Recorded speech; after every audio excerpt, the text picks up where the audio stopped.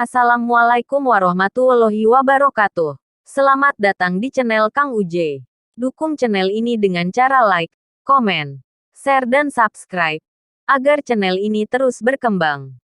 Tanpa basa-basi kita lanjut ya gan. Bab 687, Guncangan Sekte Awan Berkabut. Aura ini, mata Yun San dipenuhi dengan rasa tidak percaya. Dia tiba-tiba berdiri dan bergumam dengan mulutnya. Bagaimana mungkin, orang kecil ini sebenarnya masih hidup? Gumamannya baru saja terdengar ketika Yun San sepertinya mengingat sesuatu. Ekspresinya tiba-tiba berubah. Tubuhnya berkedip dan menghilang dari ruang pelatihan ini dengan cara yang seperti hantu. Dia merasakan letusan aura ini sebelumnya jelas dari ibu kota. Pada saat ini, ada unit besar yang dikirim oleh Misty Cloud Sect ke ibu kota. Aula besar Misty Cloud Sekte benar-benar kacau. Berbagai suara bercampur dengan suara panik. Akhirnya, mereka berlama-lama di dalam aula, menyebabkan kepala seseorang mengembang karena pusing. Yun San juga merajut alisnya karena kekacauan ini ketika tubuhnya melintas ke aula besar. Dia berteriak dengan suara keras yang dalam, "Diam!" Benar-benar skandal dalam kebingungan seperti itu. Suara di dalam aula segera mulai diam-diam menghilang ketika semua orang melihat Yun San yang tiba-tiba muncul. Akhirnya benar-benar sepi sesaat kemudian. Yun San dengan dingin mendengus hanya setelah melihat bahwa aula besar telah pulih diam. Dia duduk di kursi pemimpin dan bertanya, "Apa yang terjadi? Apakah ada berita dari Yundu dan yang lainnya?" Setelah mendengar Yun San menyuarakan pertanyaannya, seorang lelaki tua di aula dengan cepat berjalan dan berbicara dengan hormat sambil mengenakan ekspresi yang agak pucat, melaporkan kepada pemimpin sekte. Tablet spiritual Yunfu dan 3 tetua lainnya tiba-tiba pecah beberapa saat yang lalu. Tablet spiritual Yunsa dan beberapa tetua lainnya juga menjadi sangat redup. Dari penampakan situasinya, mereka jelas menderita luka serius. Wajah semua orang di aula besar termasuk Yun San berkedut ketika kata-kata orang tua itu terdengar. Para ahli yang mereka kirim ke ibu kota pada dasarnya lebih dari setengah kekuatan Misty Cloud Sect saat ini. Semua orang yang hadir percaya bahwa tidak ada faksi tunggal di dalam kekaisaran Jiama, kecuali Misty Cloud Sect, yang bisa memblokir barisan besar. Namun, kebenaran yang saat ini ditempatkan di depan mereka telah dengan kejam melemparkan tamparan di wajah mereka, menyebabkan mereka bingung. Penatua Yunca, apakah Anda melakukan kesalahan? Keheningan berlanjut di aula besar sejenak sebelum tawa kering akhirnya terdengar. Saya harap itu masalahnya juga. Penatua yang dipanggil saat Yunca tertawa getir. Dia membalik tangannya dan tumpukan tablet batu giok yang rusak muncul di atas meja di depannya. Ekspresi orang-orang yang awalnya memiliki keraguan di dalam hati mereka menjadi jelek ketika mereka melihat tablet batu giok yang akrab ini. Bagaimana ini mungkin? Itu adalah 2 Dou Huangs dan 7 Dou Huangs. Fraksi mana di dalam ibu kota ini yang memiliki kemampuan untuk memakan mereka semua? Dengan hanya mengandalkan klan primer itu, seorang penatua yang tampaknya memiliki status yang cukup tinggi berbicara dengan marah dengan wajah yang berubah. Jangan bilang padaku bahwa 3 klan besar dan keluarga kekaisaran bergandengan tangan. Seseorang tiba-tiba menyarankan, menyebabkan cukup banyak orang diam-diam menganggukkan kepala. Dari kelihatannya sekarang, sepertinya dugaan ini adalah yang paling dapat diandalkan. Karena mereka benar-benar berani untuk bergandengan tangan dan memprovokasi kita. Misty Cloud Sect, saya ingin memakzulkan Sect Leader untuk memberikan perintah untuk sepenuhnya memberantas 3 klan besar dan keluarga kekaisaran dari kekaisaran Jiama. Betul. Pemimpin sekte, Misty Cloud Sekte pasti tidak akan menanggung provokasi semacam ini. Kita harus membiarkan mereka membayar harga dengan darah. Wajah Yun San suram ketika tatapannya menyapu kelompok penatua dan Diaken yang gelisah. Sesaat kemudian, telapak tangannya tiba-tiba menghantam meja dengan keras. Suara intens segera mengejutkan semua orang di aula. Mata mereka dengan takut menatap Yun San dan tidak gitu mengerti mengapa yang terakhir ini geram. Ini bukan omong kosong apapun 3 klan besar bergabung tangan. Yun San berdiri dan berbicara dengan suara yang gelap dan khusyuk. Bajingan kecil dari klan Xiao telah kembali. Klan Xiao. Semua orang terkejut ketika mereka mendengar ini. Mereka semua bingung. Klan Xiao kecil sekarang berlama-lama di napas terakhirnya. Bagaimana mereka bisa memiliki kemampuan untuk mengalahkan barisan besar Misty Cloud Sect? Kemarahan di hati Yun San tumbuh lebih intens ketika dia melihat ekspresi hilang di wajah semua orang. Namun, sama seperti dia tidak dapat mengendalikan dirinya dan akan meledak dalam kemarahan, seruan akhirnya terdengar di aula. Jangan bilang itu Xiaoyan. Xiaoyan, nama yang jauh di dalam ingatan mereka memicu ingatan yang telah tersembunyi dalam pikiran semua orang selama 3 tahun dalam waktu singkat. 3 tahun yang lalu, pria muda yang belum genap berusia 20 tahun itu naik sendiri ke Gunung Misty Cloud. Dia mengandalkan kekuatannya sendiri untuk bersaing dengan seluruh Misty Cloud Sect. Meskipun ia akhirnya diusir dari Kekaisaran Jiama, pemuda seperti serigala yang ganas itu meninggalkan kenangan mendalam yang sulit untuk dihilangkan dalam banyak orang dari Misty Cloud Sect. Kurangnya berita tentang dia selama 3 tahun ini telah menyebabkan semua orang secara bertahap melupakan nama dan anak muda itu. Namun, dengan menyebutkan nama ini hari ini, pemandangan dari 3 tahun lalu mulai secara bertahap muncul di benak setiap orang. Bukankah orang itu sudah mati? Kejutan itu bertahan sejenak sebelum akhirnya ada seseorang yang bergumam dengan kejutan. Siapa yang memberitahumu bahwa dia telah mati? Yun San memandang semua orang dengan dingin. Suaranya gelap dan dingin. Aku merasakan auranya sebelumnya. Tampaknya orang itu harus kembali. Yundu dan yang lainnya mungkin telah bertemu dengannya. Bahkan jika kelompok penatua Yundu bertemu dengan orang itu.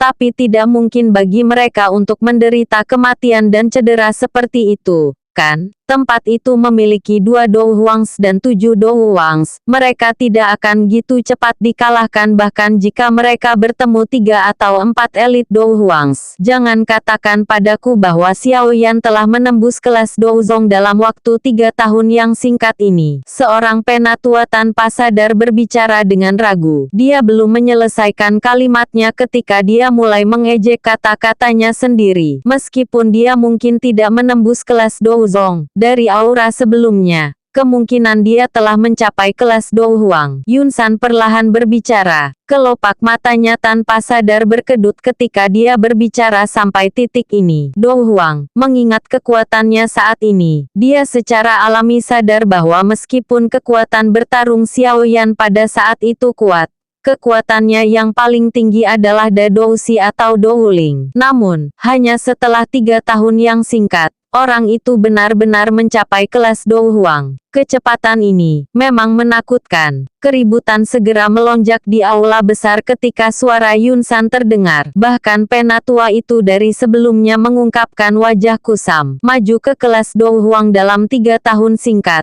Bakat pelatihan ini hanya bisa digambarkan sebagai menakutkan. Sepertinya, membiarkan bocah itu melarikan diri saat itu memang masalah yang paling disesalkan. Dalam 3 tahun, ia bisa mencapai kelas Dou Huang. Sulit membayangkan apa yang akan terjadi jika dia diberikan 3 tahun lagi. Saat ia berpikir sampai titik ini, bahkan seseorang secanggih Yun San tidak bisa menahan rasa dingin masuk ke dalam hatinya. Yun San menghirup udara dalam-dalam. Matanya tertunduk dan gelombang niat membunuh yang sulit untuk dikendalikan tiba-tiba tersapu keluar dari hatinya ke segala arah. Dia tidak boleh membiarkan orang itu tetap hidup. Kalau tidak, orang itu akhirnya akan menjadi masalah besar sehingga dia akan kesulitan menyelesaikannya. Di masa depan, Misty Cloud Sekte mungkin benar-benar dihancurkan oleh tangan orang itu seperti yang dikatakan orang-orang itu. Bajingan kecil. Saat itu, Anda dapat dianggap beruntung telah melarikan diri. Namun, jangan salahkan aku yang lama karena kejam karena kamu datang mencari aku kali ini. Pemimpin sekte, apa yang harus kita lakukan sekarang? Haruskah kita mengirim seseorang untuk pergi dan menyelamatkan penatua Yundu dan yang lainnya? Seseorang di aula besar akhirnya mengingat Yundu dan yang lainnya yang berada di ambang kematian. Yun San merenung sejenak setelah mendengar ini. Dia baru saja akan menganggukkan kepalanya ketika ekspresi penatua Yunca, yang mengelola tablet spiritual dari banyak sesepuh di sekte, berubah. Suaranya berserak ketika dia berbicara. Saya pikir itu tidak perlu. Tablet spiritual mereka, semuanya pecah. Seluruh tempat terkejut ketika kata-kata ini diucapkan. Kepala mereka langsung merasa pusing. Itu 2 Dou Huangs dan 7 Dou Huangs. Barisan ini sebenarnya benar-benar jatuh dalam beberapa jam singkat. Kerugian seperti itu adalah sesuatu yang mistik. Cloud Sekte mengalami kesulitan bertahan. Bajingan itu, dia terlalu kejam. Kutukan marah berulang kali terdengar di aula. Namun, ketika mereka mengucapkan kata-kata ini, mereka semua lupa bahwa mereka tidak menunjukkan belas kasihan ketika mereka telah menyerang klan Xiao saat itu. Kemuraman di wajah Yun San secara tidak normal ditarik di hadapan kerugian besar. Dia melambaikan tangannya dengan wajah tanpa ekspresi dan menekan keributan di aula besar. Tatapannya berkedip sejenak sebelum dia berbicara dengan suara acuh tak acuh.